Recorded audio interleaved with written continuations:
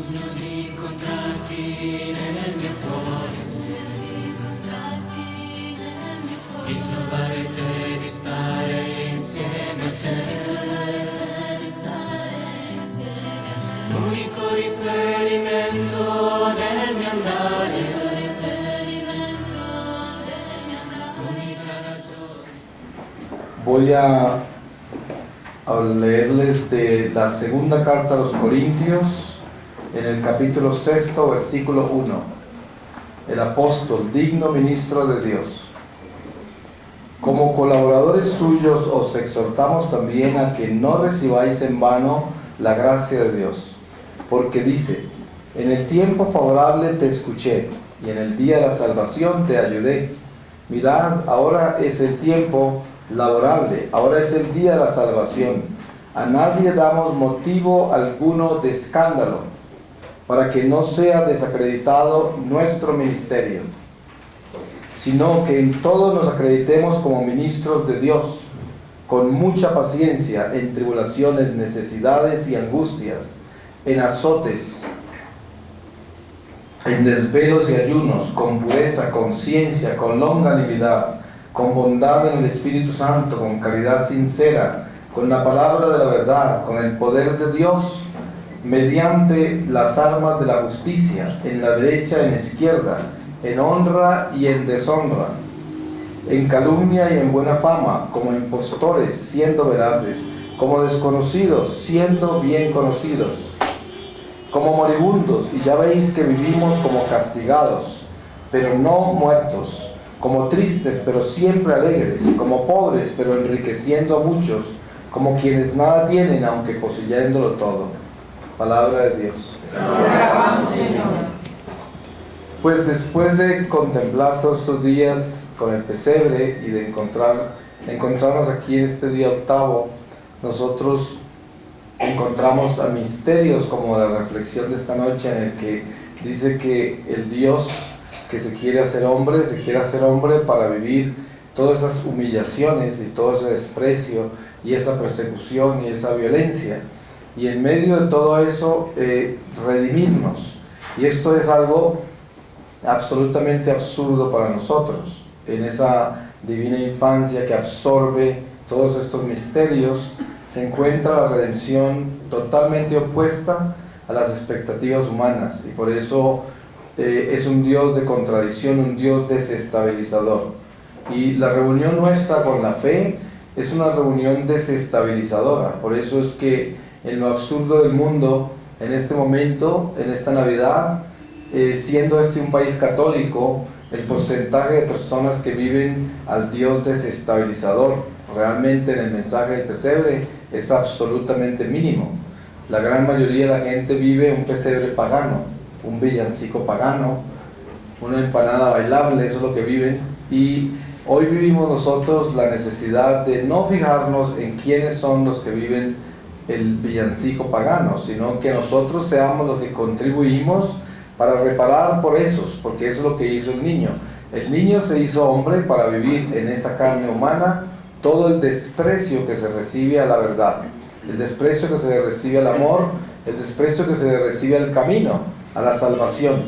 Y entonces a nosotros nos corresponde lo mismo. Si nosotros estamos acá esta noche, pues entendemos de que es triste ver la iglesia en el estado en que se encuentra, de religiosidad sin espiritualidad, una iglesia casi paganizada, cuando no es que está protestantizada, está paganizada. Y no es que nosotros vamos a fijarnos en eso y eso sea en nuestro horizonte, sino de que nosotros en este momento lo que vamos a hacer es reparar por todo eso y ofrecerle al Señor esta noche todo lo que tenemos que ofrecerle a Él, para que todas estas personas que hoy andan profanando un pesebre, profanando las tradiciones sagradas, desvirtuando absolutamente la espiritualidad que recibimos nosotros de nuestra fe en las tradiciones sagradas, y nosotros acá oramos por ellos, oramos por toda la gente que todavía no conoce verdaderamente a Dios, a pesar de que está bautizada, está en la iglesia y vive estas tradiciones en forma conveniente por una tradición casi que social. Y La invitación del Señor en esta Navidad es a que nosotros nos compenetremos más con una espiritualidad que nos dé en el corazón una sinceridad que produzca un cambio auténtico.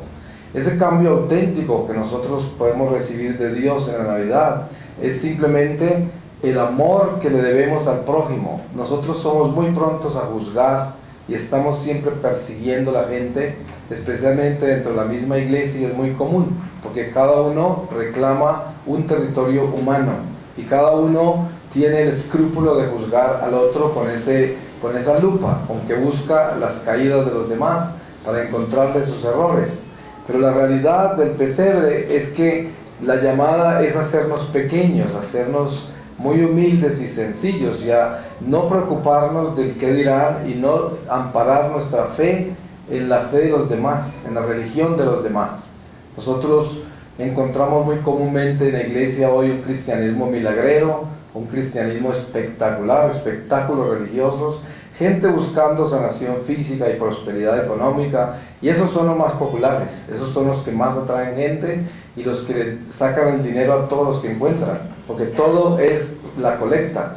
Pero encontramos muy poco cristianismo parroquial, pastoral, donde estamos en fidelidad a nuestro párroco, en orden con el Santo Padre, con nuestro obispo, en las tradiciones sagradas, en obediencia a la sana doctrina y simplemente buscando cada uno de nosotros edificarnos mejor cada día como personas, como seres humanos, en el amor, en la caridad, en la compasión, en la paciencia, en la tolerancia, en la vigilancia, de que nosotros seamos seres que a cambio de estar criticando y juzgando a los demás, estemos fijándonos más en lo que tenemos que cambiar nosotros y no seamos esos grandes edificios de orgullo y pretensión que pensamos que tenemos la razón nosotros y la verdad, cuando la realidad es que Jesucristo nos viene a enseñar en la humildad más grande en el pesebre, que no se trata del espectáculo religioso, porque Él, siendo el dueño de todo, el más poderoso, apareció entre nosotros como el más pequeño e insignificante, y por eso los ojos de la vanidad humana no lo reconocieron, porque era demasiado nada, demasiado insignificante para reconocerlo. Y ahí es donde viene la contradicción de Dios. Dios escoge a los seres más absurdos para ser mensajeros, y por eso la gran mayoría del orgullo humano derrota el mensaje porque no le gusta el mensajero. El mensajero siempre es contrario a la expectativa humana. Todos los profetas fueron asesinados. La gran mayoría de los mensajes de Dios vienen con un mensajero totalmente contradictorio para que se tropiecen en esa piedra. El mismo Jesús se hizo contradicción. Era una persona absurda para todas las expectativas religiosas de aquellos que tenían las pompas y el perfume y el lujo y los vestidos y la posición social y la capacidad de juzgar al pueblo. Esos fariseos, saduceos, escribas no encontraron a Jesús digno de ser Mesías, porque no le encontraron raíces que lo llevaran a lo que ellos conocían como el Mesías, el Emanuel, y por eso lo rechazaron y no lo reconocieron, no quisieron hacerlo. Y a pesar de que las obras demostraban que era, las obras las ignoraron, no les importaron. Y eso pasa siempre con el mensajero. Las obras no importan, lo que importa es que no coordina la historia. La historia es contradictoria, y si la historia es contradictoria, pueden haber frutos, pueden haber obras, puede haber lo que sea, pero la soberbia y el orgullo humano no permiten aceptar el mensajero, no permiten, y le van a buscar la caída en todas las esquinas. Yo hablaba hace poco que dentro de la historia sagrada, hace unos 2 años atrás, estuve en un sermón de un cardenal en Zagarolo, ahí cerca de Roma, y este cardenal contaba que San Pablo, cuando iba a Jerusalén, dentro de la iglesia, era donde más lo perseguían. ¿Y quiénes lo perseguían? Los judíos que eran parientes de todos los cristianos que él había contribuido con su muerte. Y claro, nunca creyeron en su conversión por su pasado. El pasado de San Pablo fue lo que acusaron a San Pablo siempre. Nadie vino a hablar de lo bueno del presente de San Pablo y su conversión, sino que andaban en Jerusalén unas mujeres y unos hombres que se la pasaban repartiendo información contra San Pablo por su pasado, y entonces jamás aceptaron su presente y su conversión, solo hablaban de su pasado. Y este cardenal explicaba cómo esa era la historia del profeta, la historia del instrumento siempre fue ese. ¿Acaso no es este el hijo del carpintero? ¿Acaso no es este? Y siempre es eso. ¿Acaso no era este el que hacía esto y aquello? Por ejemplo, Zaqueo, pues era una contradicción completa para la gente, porque era un recaudador de impuestos, un hombre que robó, un hombre que hacía toda clase de maldades, y luego el Señor lo convierte nada menos que en Mateo. ¿Y qué pasó? Todos esos judíos escrupulosos y religiosos y de pompas y perfumes y organizados y de sociedad no aceptaron a Zaqueo como Mateo y no le perdonaron nada de su pasado, nunca. Siempre propagaban su pasado. Y ahí caen las pompas del fariseo. El fariseo nunca verá al profeta de Dios, no lo puede ver. Y siempre lo perseguirá, porque el fariseo está envenenado con su orgullo, con su vanidad, con su pretensión y con sus juicios. Y siempre será. ¿Y qué está buscando el fariseo? Milagros, señales, espectáculos religiosos y el dinero. Y el dinero corre entre los fariseos. Son expertos en la colecta. Utilizan esto, mire, la palabra de Dios para recolectar dinero. Así, Simón, el mago Simón. En la iglesia, en una parroquia, nunca verán ustedes a un sacerdote levantar una Biblia para pedirle dinero al pueblo. ¿Sí? ¿Por qué? Porque es que en el nombre de la palabra de Dios no se recoge el dinero. Por eso, muy sencillo. Ahí muere la profecía. Porque la profecía de San Pablo dice: asegúrense que recojan el dinero antes que yo llegue. La ayuda que le van a mandar a Jerusalén, no lo hagan en mi presencia. Y esto está escrito en todas partes. Por eso, el entender la profecía y lo que el Mesías viene a darnos es entender la pobreza, pero no la pobreza del dinero, sino la pobreza del alma, la que es la pobreza de la sangre que se entrega a Dios para dejar toda esta pretensión, si es que somos verdaderos hijos de Dios. Porque ser verdaderos hijos de Dios no es ser religiosos. La religiosidad, pues mira el protestante como es de religioso. Usted ve, se encuentra con un evangélico, un pentecostal, un adventista, un presbiteriano, es la gente más religiosa, un anglicano, llenos de religión. Pero vaya a ver por dentro de esto que pasa dentro de esa religión. Dentro de ellos hay mucha gente santa también, porque la santidad no está condicionada en la religión. Pero hablo del fariseo que navega a través de las religiones, en la iglesia católica y en todas las sectas y en toda parte. ¿Y qué es lo que sucede con toda esa religiosidad? Que el hombre se convierte en un escrupuloso. Un escrupuloso. Generalmente toda la religiosidad produce escrúpulo y un prejuicio espantoso contra la gente. Y por eso los mensajes de Dios no le llegan a esa gente. Porque esa gente siempre busca el espectáculo religioso, la sanación, la liberación, y eso es lo que pasa en el pesebre. ¿Quiénes fueron los que llegaron al pesebre de Belén? Unos pastores y unos magos que venían de Oriente, que no tenían nada que ver con los judíos, que no sabían nada de Dios, que eran hombres que tenían el sentido común de la vida, de la pura razón humana, y que tenían poderes naturales, poderes que eran sus reinados entre su gente muy lejos de Jerusalén. Y a ellos Dios los invitó a que fueran los primeros adoradores del pesebre. Ningún judío fue digno de venir a adorar al niño en Belén. Ninguno. Ahí no hay ninguno. Jamás. Al lado del pesebre no encontrará ninguno. Encontró unos pastorcitos humildes que cuidaban ovejas, y encontró unos magos que venían de Oriente y después a huir para Egipto. Eso es lo que encontró. Los judíos que hicieron, lo persiguieron. Y el sentido del encuentro con el pesebre hoy es descubrir no la religión, sino al Mesías. Y después de descubrir al Mesías, entonces la religión. Pero hoy, ¿qué hacemos? Primero la religión y después el Mesías. Entonces tenemos una cantidad de fanáticos, de gente absurda, que está llena de religión, llena de escrúpulos, buscando el poder de Dios en la palabra, en la sangre, y proclamando toda clase de poderes en el nombre del Señor, pero Jesús no está en sus corazones, porque son unos chismosos, son gente que no tiene caridad y van solo detrás del poder económico, del poder social, de la política. Y esta es la iglesia pervertida. Pero dentro de la iglesia, a pesar de estar el fariseo todavía que viaja a través de los tiempos, engalanado, perfumado, sofisticado, extremadamente articulado e inteligente y astuto, ese seguirá viajando por los años, a través de los siglos en la iglesia, pero dentro de la iglesia siempre estará ese remanente santo, que siempre descubre el mensajero, siempre entiende el mensaje de Dios, siempre está atento y repara por el resto de la iglesia. Muchas veces en una sola parroquia, un solo santo de la parroquia sostiene la parroquia entera, y generalmente la persona más insignificante, el que nadie conoce, la señora esa que está por allá sentada en la última banca y todo el mundo ignora, y es la única que está sosteniendo la parroquia entera. Y hay cientos de gentes engalanados que son los que traen más cosas, los que hacen más cosas, los que aparecen en toda parte, y resulta que son pavos reales que vienen a engalanarse para exhibirse, razas de víboras, como dice Jesús. Y esto es lo que tenemos que entender: dónde está la verdad y quién la tiene, quién lleva la verdad. Y por eso el Evangelio es contradicción. Dios es un Dios desestabilizador.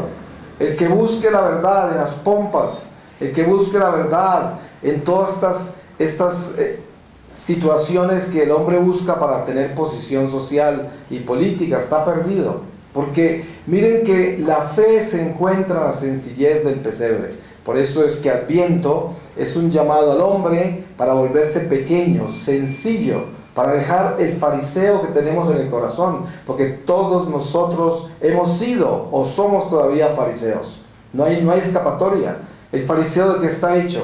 El fariseo está hecho de la pretensión humana, cuando nosotros pensamos que sabemos, y por eso ignoramos escuchar y dejamos de aprender, porque pensamos que ya conocemos todo y ya sabemos, y en ese momento no entrará absolutamente ninguna enseñanza nueva en nuestro corazón, porque ya sabemos. Y andamos haciendo un juicio permanente por donde pasamos, y tenemos unos ojos que solo juzgan, unos ojos que solo critican, unos ojos que le buscan la caída al vecino en todo, y por eso jamás aprendemos ni recibimos luz.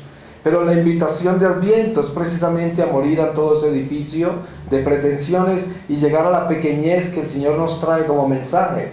Ese pesebre de Belén es la verdadera invitación a desnudarnos de esta grandeza y encontrar la nada, la pobreza, encontrar la pequeñez y ser humildes, buscar en nuestro corazón todo aquello que nos separa del amor, esta lengua que es tan pronta a destruir, a criticar, a juzgar, a eliminar, que es tan pronta a asociarse con la destrucción del prójimo, porque qué pocas veces que nos asociamos para admirar a una persona. Es muy escaso que se reúnan 5 personas a hablar de las cosas que una persona ha hecho buenas para el reino de Dios, para la iglesia. Pero qué rápido que se reúnen las personas para mostrar el daño, el defecto, la oscuridad, el abismo de una persona. Se reúnen todos rápidamente y hay una morbosidad y les hierve la sangre y se reúnen en todas las esquinas. En un segundo se reúnen 20, 30, 50, 100. Pero para reunir personas a que hablen bien del prójimo, no, escasamente, con mucho trabajo, y después de 1 millón de invitaciones, si acaso se reúnen 2. Es muy difícil, porque el hombre está glorificando la oscuridad y no se da cuenta.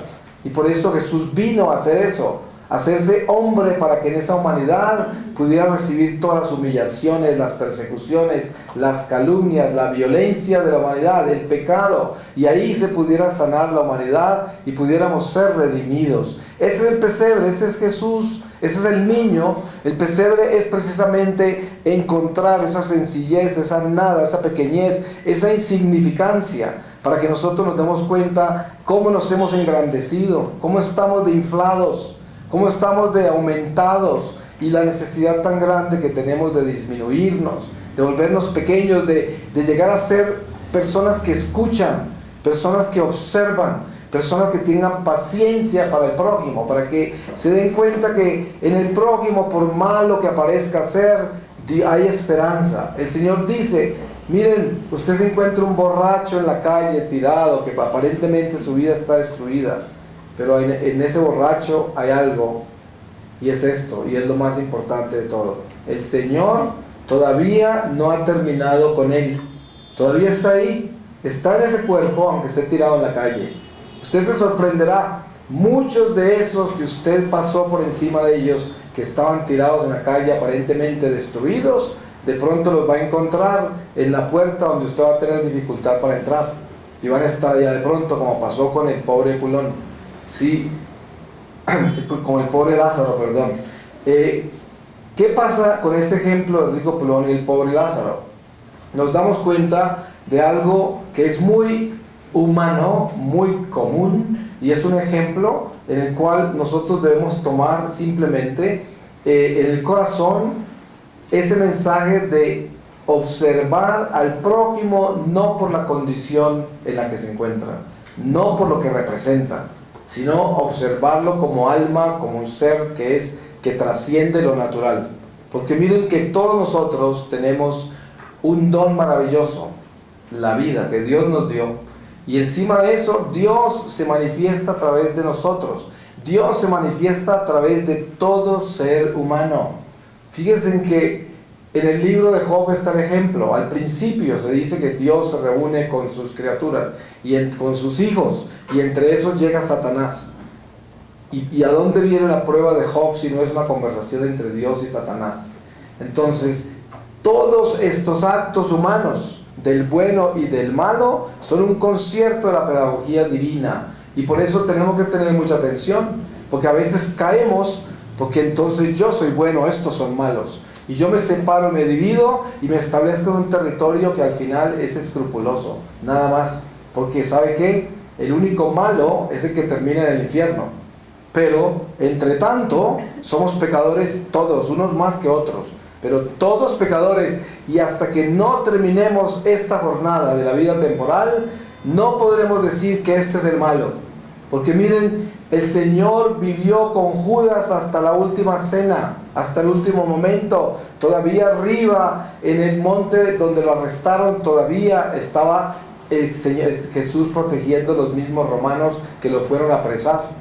Y esto tenemos que entenderlo de qué es lo que Jesús nos está enseñando. Él se va hasta el final, el ladrón en la cruz, Dimas, ese es Jesús. Entonces, ¿a quién estamos imitando nosotros? Tenemos que imitar a Jesús. Y por eso el ser humano, nuestro prójimo, tenemos que ayudarle, llevarlo de la mano hasta el último momento. Hay personas realmente con las que no nos podemos intimidar, no podemos intimar, no podemos tener una amistad con ellos íntima porque andan en situaciones muy difíciles en la vida. Pero hay situaciones, pero una cosa no podemos hacer nunca: jamás podemos cortar el amor del corazón a ningún ser humano, por malo que parezca. Yo nunca puedo dejar de amar. Todo ser humano merece el amor que Dios me dio para darle a todos. Dios no me dio un amor solo para amar a mis seres queridos. Usted sabe que nosotros, cuando vivimos una vida religiosa ignorante de Dios, entonces es nuestro poder, nuestro reino son la familia, los hijos, los parientes inmediatos y aquellos que nos benefician. Los demás no importan. Los demás que no se atrevan siquiera a tentar entrar en nuestro territorio. Y si entran, que entren a darnos algo. Pero nunca alterar el orden de las cosas, porque hay de ustedes si se atreven a hacer eso. Porque es nuestro reino. Y este mundo está lleno de reinos humanos, de islas. Eso es lo que está lleno. Esas islas todas se hunden al final. Ninguna se eleva. Porque de la única manera que nosotros podamos entender la espiritualidad de nuestra vida en Cristo es pensando en elevarnos, no en hundirnos. Y para elevarnos tenemos que unirnos. Si no somos un solo cuerpo, nos hundiremos. Ninguna isla triunfa. Tenemos que unirnos en un solo cuerpo. ¿Y cómo nos unimos? Aprendiendo a amar a aquellos que están afuera del territorio de nuestro poder humano. Yo tengo que amar al prójimo. ¿Y cómo lo amo? Miren que yo siempre estoy defendiendo el pequeño territorio de mis seres queridos. Y soy como una fiera, encima, que nadie se atreva a tocar estos tesoros míos. Y todo lo que aparentemente atenta contra eso lo quiero descabezar, como sea, porque es lo único que amo. Cuando uno vive así, no conoce a Dios. Jamás y jamás lo podrá ver. Nunca lo verá. Porque como dice el Evangelio, qué fácil que es amar a los que nos aman. Qué fácil que es amar a aquellos que tienen inmediata relación con nosotros, sanguínea, que están en la inmediata línea. Qué fácil que es amar a los que nos perdonan y nos apoyan y nos enaltecen, nos adulan y están como beneficio de nuestra supervivencia. Muy fácil aceptarlos en nuestra vida. Pero atrévase a amar a la contradicción. Atrévase a amar a la persona que no lo ama. Atrévase a amar al que lo desprecia, al que lo calumnia, al que lo persigue. Atrévase a eso, porque ese será el único momento en que crecemos en Dios. De lo contrario, si usted se muere en este momento, ¿sabe qué? Piense, ¿sabe qué lejos irá usted? Irá tan lejos como fue capaz de amar a aquellos que usted pensó que no debía amar. Hasta allá llegó, porque usted cree que por amar a su prójimo inmediato, que son sus hijos, su familia, los que lo benefician, cuando muere se va a elevar hacia Dios. No le verá los ojos, porque ese no es el amor de Dios. El amor de Dios es incondicional. ¿Y qué es incondicional? Eso quiere decir que no selecciona por personas, no las selecciona. El amor de Dios es para todos, para todos. Tenemos que amar a todos los seres humanos y tenemos que perdonarlos. Está bien que no con todos los podemos asociar. Como dice San Pablo, todo me es lícito, mas no todo me conviene. Y sabemos eso por ley. Ley natural, ley divina, es lo mismo en ese caso. Pero el resultado de toda esta novena, la espiritualidad del pesebre, que es una preparación para la cruz, porque eso es lo que es el pesebre, es un encuentro con la divinidad que rescata la infancia espiritual perdida por la pérdida de la inocencia. ¿Para qué? Para que nos preparemos para la cruz. Usted ve este pesebre y ve esta cruz, ahí está la vida, están conectados, no puede vivir uno sin el otro. Para poder llegar a la cruz tenemos que entender Adviento. De lo contrario, la próxima Semana Santa no será más que un espectáculo religioso más en nuestra vida y jamás podremos crucificarnos con el Señor, sino que estaremos ahí como testigos de la cruz, pero no estaremos crucificados. ¿Y qué es lo que sucede con el cristiano de hoy? Testigos todos, y reclaman la sangre del crucificado, y en el nombre de esa sangre piden dinero y salud, y piden quién sabe cuántas cosas. Testigos de la cruz. ¿Pero acaso el Señor llamó a que nosotros fuéramos testigos de la cruz? El Señor nos llamó a que nos crucificáramos. Los testigos de la cruz eran los romanos, los testigos de la cruz eran los fariseos que crucificaron al Señor y le decían: bájate, si es que eres el Mesías, pues bájate de la cruz. Y esto, hoy, este es el pesebre, y el pesebre es el principio de un camino, un Dios humanado que nos prepara para que caminemos con Él. ¿A dónde? Al Calvario, para que nos crucifiquemos con Él. ¿Para qué? Para que Él nos resucite en el último día. Esa es la promesa. Entonces, hoy el Señor nos llama a ser pequeños y a recordar esto: si yo me muero hoy, ¿cuánto voy a avanzar hacia Dios? Únicamente tanto como he amado a ese prójimo que supuestamente no debo amar. No cuánto he amado a mis hijos, no cuánto he amado a los que me benefician, no cuánto he amado a la gente que es fácil y obvio amar. Eso tiene poco crédito, le cuento. Lo que tiene más crédito es amar a todo el prójimo. Eso sí tiene crédito. Porque como dice el Señor, hasta los malos le dan cosas buenas a los hijos. Hasta los malos. ¿Usted cree que a un malo al hijo le pide un pescado y le da un martillo? No, le da un pescado, y el mejor pescado. Entonces, darle a los hijos, amar a los hijos y amar a los que nos benefician no es un gran evento ante Dios. No lo es, no lo es. Eso es fácil hacer.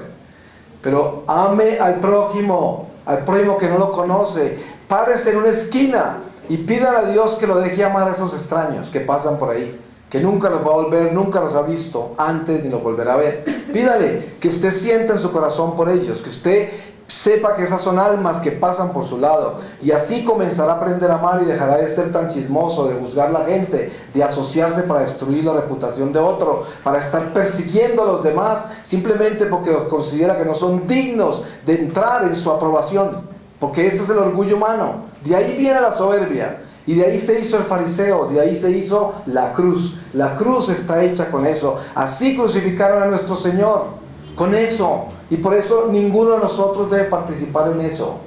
Debemos dejar eso quieto y cambiar nuestro corazón y empezar a amar, empezar a perdonar, vivir con un corazón abierto al prójimo y dejar de vivir en estos reinos humanos absurdos que van a acabar todos en un ataúd. Todos estos reinos terminarán en una bóveda. Todos estos reinos humanos. Mire, todos estos héroes, estos genios, estos millonarios, estos famosos, todos estos héroes desfilan para el cementerio. ¿Quién ha regresado de allá? Nadie. El único que salió de allá se llama Jesús. Por eso Esa es la única camiseta que debemos llevar acá. Jesús, el héroe nuestro. ¿Y por qué es héroe? Porque Él derrotó la muerte, el único.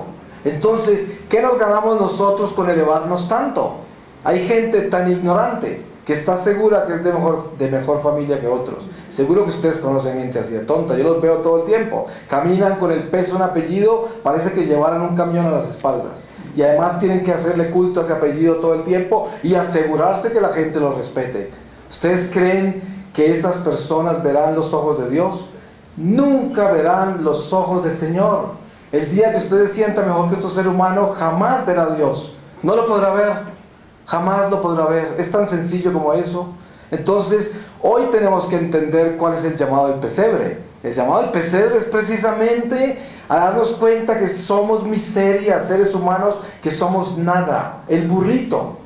Y ustedes saben que el burrito el domingo de Ramos estaba convencido que toda la fiesta era para él, ¿cierto? Él entró a Jerusalén diciendo, ¿cómo les gustan los burros aquí en Jerusalén? Claro, porque no sabía que era Jesús el que iba encima de él y la fiesta era para él. Y por eso nosotros nos engalanamos y vamos a la iglesia y tenemos la religión, somos el burro y no sabemos que Jesús va encima. No, nosotros somos los que presentamos las cosas y la ley y los juicios y los que perseguimos y los que opinamos. El burro convencido que Jerusalén ama a los burros. Y claro que los ama, pero lo que estaba celebrando era el que iba encima. Y ahí es donde debemos tener clara nuestra conciencia. La vida nuestra es una vida de reconciliación permanente, constante reconciliación. Esta es la escuela de Jesucristo. Por eso es que es tan hermosa la escuela de María. Porque la maternidad, que es la misma maternidad de Dios, que es padre y es madre, y que en María nos da a nosotros la presencia maternal de la divinidad en una humanidad sin pecado, que es María. Y en esa escuela de María encontramos el regalo más grande, que es la ternura, el amor y la humildad. Y el servicio, el espíritu del servicio. Eso es María. Y por eso en ese espíritu de la maternidad celestial que se diviniza en la humanidad de María, ese espíritu de servicio y de entrega, de lealtad, de nada, de silencio, ese espíritu es el que Dios nos llama a recibir de la maternidad celestial para que aprendamos a llegar a Jesús. Miren que en este pesebre hay un poder gigantesco, nada menos que el poder de Dios. Y es que nosotros no vamos a venir aquí como pastorcitos protestantes a decir, reclamo el poder del niño. Y con ese poder yo reclamo mi prosperidad y mi salud física, aleluya. Eso no es lo que viene el pastorcito a hacer acá. Nosotros tenemos que venir como el pastorcito de Belén, que vino solamente detrás del anuncio de los ángeles a admirar, a adorar en silencio a este niño. Y no le pidieron nada. Esos no le pidieron nada al niño. Ningún pastorcito quería nada. Solo vino a adorar a Dios, a alabar al niño. A eso vinieron. Y eso es lo que Dios quiere que nosotros hagamos. Que vengamos a adorar al Señor. Que le vengamos a hacer justicia al amor que nos ha dado en toda nuestra vida. Adorar a este niño. Y ese es el llamado. Por eso hoy es una oportunidad muy grande para que nosotros nos empequeñezamos, para que nos volvamos pequeños, para que podamos realmente reconciliarnos con Dios y dejar esta grandeza y entender que el Señor nos pide ser pastorcitos, pequeñitos, que vienen al pesebre a adorar al niño. Por eso, ¿qué es lo que el niño quiere de nosotros? Él quiere que escuchemos a los ángeles, que vienen a decir gloria a Dios en el cielo y en la tierra, a los hombres de buena voluntad. Y eso es el mensaje del pesebre. Porque ¿cómo se culmina esto mañana? Con el gloria, ese es el final. Y es el principio para nosotros. Y el final de esta novena. Entonces, acudamos al pesebre, pero con un corazón contrito, reconciliado, pequeñitos. Y también oremos por todo este paganismo espantoso religioso que hay acá. Esta cantidad de whisky en el pesebre, esta cantidad de decadencia y de vida social alrededor de algo sagrado. Porque este paganismo espantoso, que es el mismo pecado del pueblo de Dios hebreo, que pasó por el Éxodo, y combinaban lo egipcio con lo hebreo, y Dios detestaba eso. De ahí salió la famosa Kabbalah y toda esa superstición egipcia que navegaba por entre el judaísmo. ¿Y ustedes qué creen que es esto? Un pesebre al lado del whisky, las comilonas y los bailes, después de hacer una novena a toda velocidad horrible, y entonces por respeto al abuelo y a la tía que no reza, y todo esto que es paganismo, porque eso no es una realidad religiosa, es una religiosidad sin espiritualidad. Es como una abominación de gente perversa que ha confundido la religión con la maldad que traen en sus corazones, porque no son capaces de adorar a Dios, y es más fácil adorar la comida, el lujo, la pretensión, la soberbia, la indiferencia. Y eso lo estamos celebrando cuando vamos a compartir con unos parientes endurecidos que no quieren rezar ni adorar a Dios. Pero nosotros, por el respeto humano y por no perder la amistad y por mantener las relaciones vivas, entonces nos sentamos con paganos como a llevar una abominación ante el pesebre y lo justificamos, cuando debíamos hacer nuestro pesebre e invitar a esos paganos para que se conviertan, en vez de pretender ir nosotros a guardar silencio en la casa del pagano, emborracharnos con ellos, llenarnos de comida, bailar al lado del pesebre y salir de allá ebrios o cansados de hablar toda la noche de cosas absurdas del mundo al lado del pesebre, donde debíamos haber meditado, orado, donde nos debíamos haber arrepentido, consagrado a toda nuestra familia y haber hecho un acto maravilloso de una novena, que son 9 días de contemplación al misterio del nacimiento del Señor. No 9 días de comilonas, 9 días de tanta cosa absurda que se vive al lado del pesebre. Y por eso el pesebre debe rodearse de la Eucaristía, el pesebre debe rodearse de oración, de reconciliación, de vida de familia, de villancicos, de la familia reunida en el amor de Dios, donde vengamos a reconciliarnos, donde llamamos un tío ateo, lo sentamos en la casa y le hablamos de Dios durante toda la novena o un día de la novena, pero no nos vamos donde el tío ateo a bailar con una empanada, con un pesebre mal hecho, simplemente para no perder su amistad y por respeto humano nosotros llevamos la vida social del pesebre. Absurdo, eso está contra nosotros en el libro de la vida, porque nos volvimos paganos también. Somos tan sucios como esos hebreos que adoraban becerros. Lo mismo, porque esta es una religión pervertida.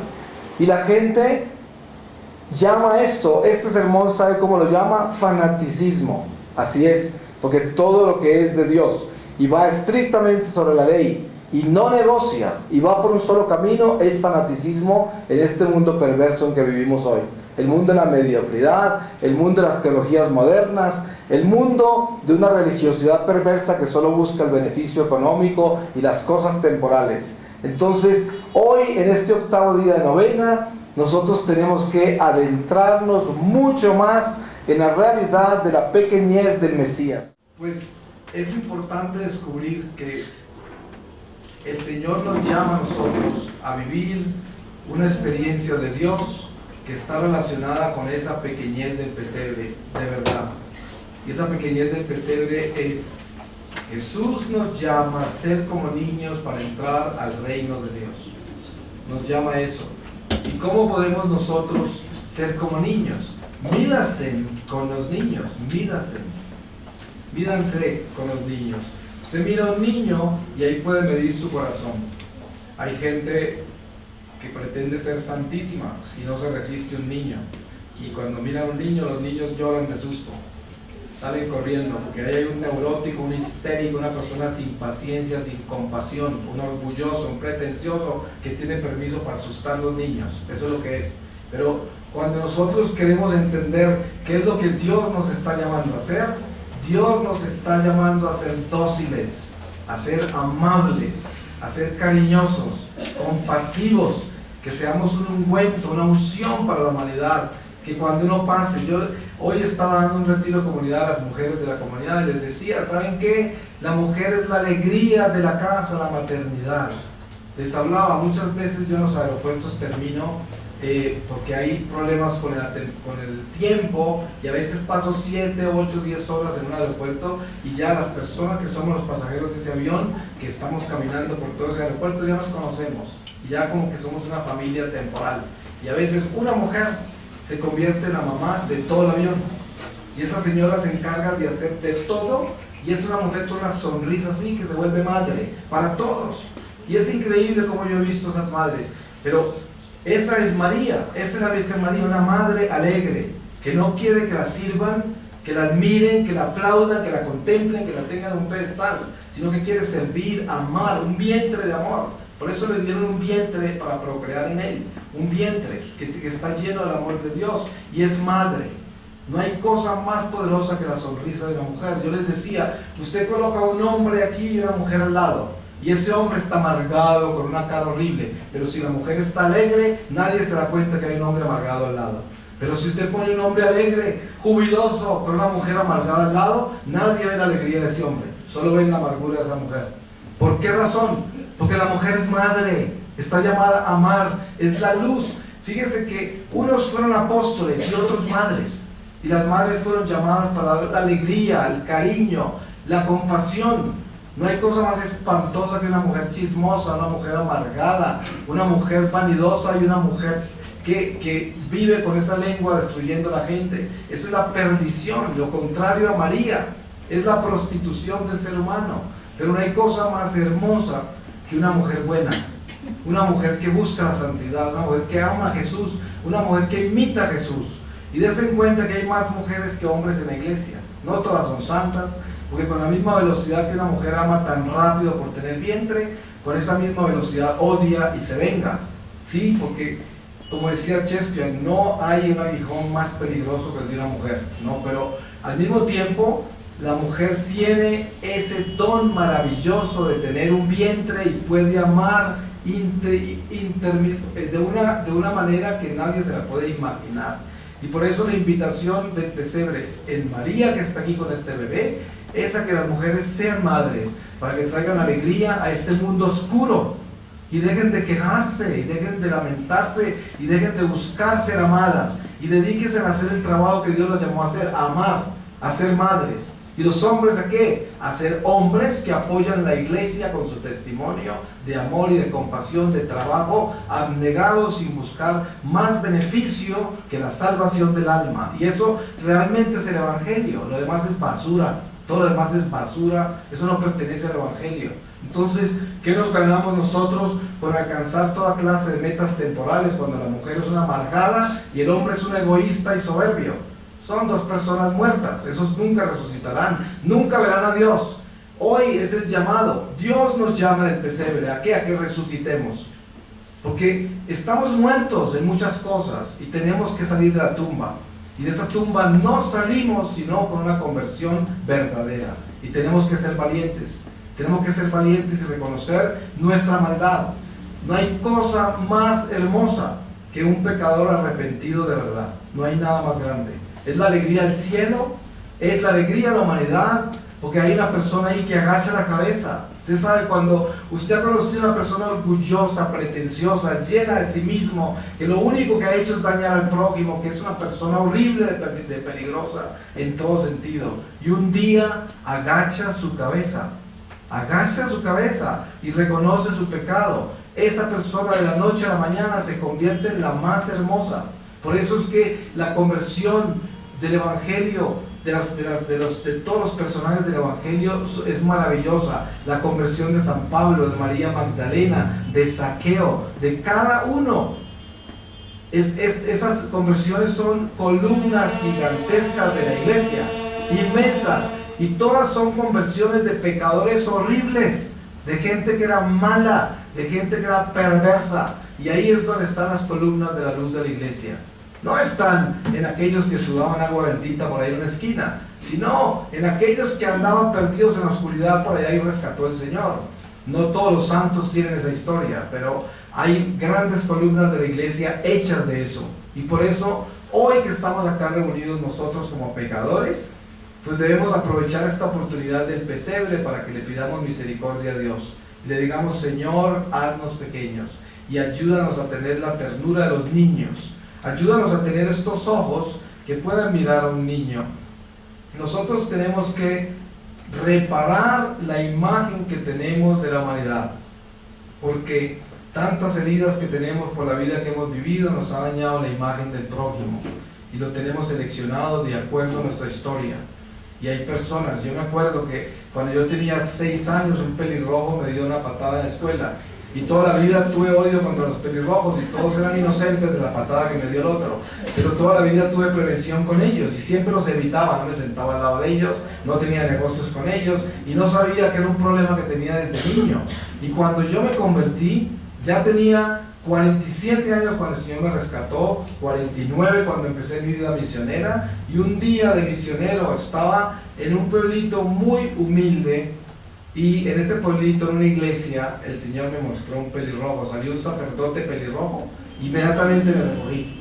Y ahí me di cuenta que tenía un problema. Y yo dije, ¿qué será esto? Y el Señor me mostró exactamente la patada que me dio el pelirrojo en mi pueblo. Y ahí me di cuenta todo lo que pasó toda mi vida. Y fíjese, nosotros tenemos una memoria selectiva y ni siquiera le ponemos cuidado a eso. Y hay personas que se parecen a nuestros enemigos, entonces los odiamos también. Porque alguien tiene la nariz de mi enemigo, entonces inmediatamente lo discrimino. Y hay cosas todavía más absurdas que esas que no terminaríamos nunca de contarlas. Pero voy a pedirle al Señor su palabra para que en esta palabra podamos vivir el cierre de todo lo que hemos meditado en estos 8 días de la novena. Mañana nosotros tenemos una novena cada medianoche, pero es privada de la comunidad.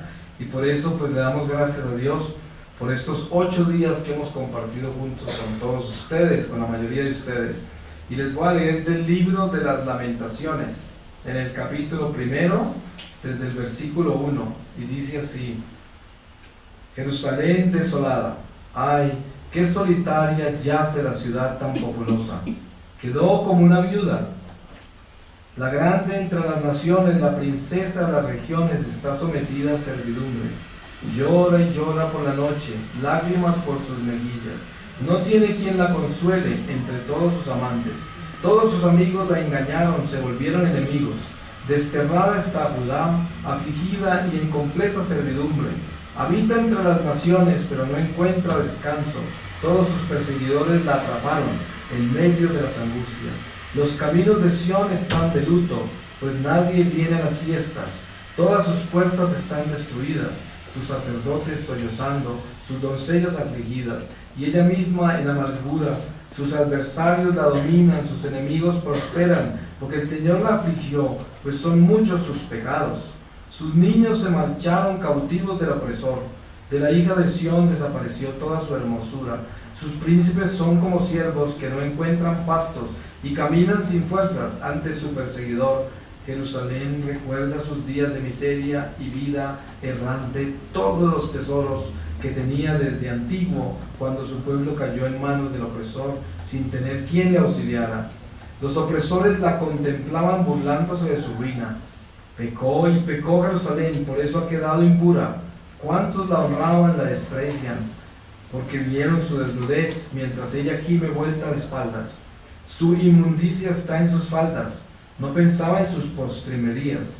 Sucumbió por sorpresa sin tener quien la consuele, Mira, Señor, mi miseria, mientras se alza el enemigo. El opresor echó mano a todos sus tesoros, mientras ella contemplaba entrando en su santuario las naciones a las que mandaste no entrar en tu comunidad. Todo su pueblo gime en busca de pan, entregan sus tesoros por comida.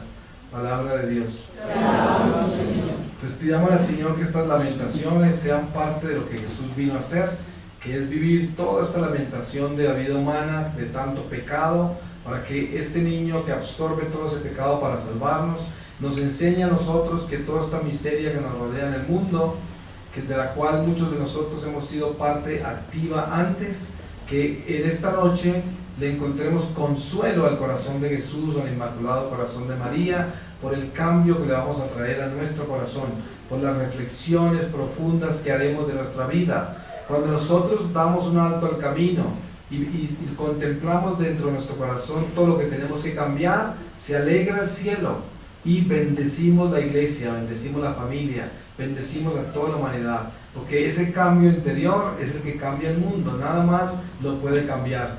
Por eso el llamado de la Navidad es a que nosotros individualmente cambiemos, cada uno de nosotros, sin esperar que sea el vecino, y que el Señor nos dé esa gracia en esta Navidad. Pues yo les deseo una feliz Navidad a todos, muchas bendiciones en la divina infancia de Jesús y sobre todo mucha unción para que ustedes en sus familias brillen como antorchas y para que esas antorchas sean el ejemplo en este mundo de oscuridad, para que otros se inspiren a hacer lo mismo que ustedes están haciendo. Amén. Ho bisogno di incontrarti nel mio cuore, di trovare te, di stare insieme a te. L'unico riferimento del mio andare, l'unica ragione tu.